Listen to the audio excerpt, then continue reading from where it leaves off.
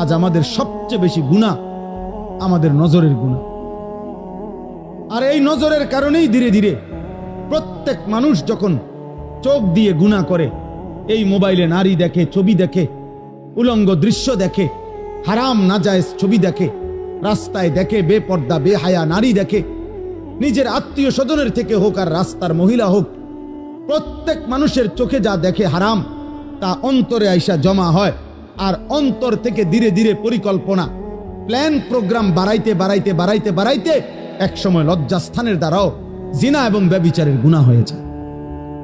নাউজুবিল্লাহ, নাউজুবিল্লাহ, নাউজুবিল্লাহ। আজকে ছেলেরা, তোমাদের চেহারা দেখলে বোঝা যায় বাপ, মাত্র বয়স 18 বছর, চেহারার মধ্যে রসকস নাই। 16, 18, 20 বছরের ছেলেদের সাফা ভিতরে ঢুকে গেছে। তোমাদের চুল দেখলে বোঝা যায়, তোমাদের চেহারার বিমর্ষ ভাব দেখলে বোঝা যায় গুনাহ করতে করতে তোমরা ক্লান্ত, গুনাহ করতে করতে ক্লান্ত। অনেক ছেলে আছে, আমি তো জানি ভাই, আমার অনেক ছেলের সাথে সম্পর্ক আছে, শত শত ছেলের সাথে।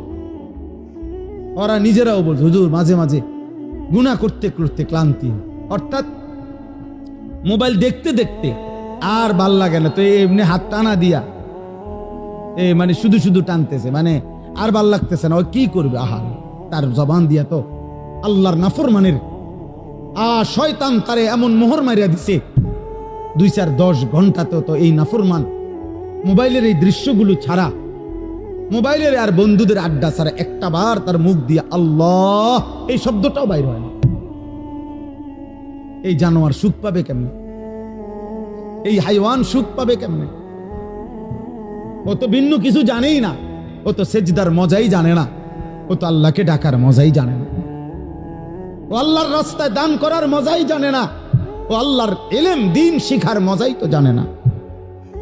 বড় পীর আব্দুল কাদের জিলানী রাহমাতুল্লাহ আলাইহি বলছেন, দুনিয়ার রাজা বাদশারা যদি জানতো আমি আব্দুল কাদের রাত গভীরে তাহাজ্জুদ নামাজে যখন সেজদা দেই, আমার এই কপালটা যেটুকু মাটির মধ্যে যখন লাগে সেজদাতে, উনি বলেন আমি তখন যেই মজা পাই, যেই সুখ পাই, যেই আনন্দ পাই, আল্লাহর কসম তিনি বলেন দুনিয়ার রাজা বাদশারা যদি যা টের পাইতো, তাহলে আমার থেকে বন্দুক ঠেকাইয়া ওই সুখ ছিনাইয়া নেওয়ার চেষ্টা করত।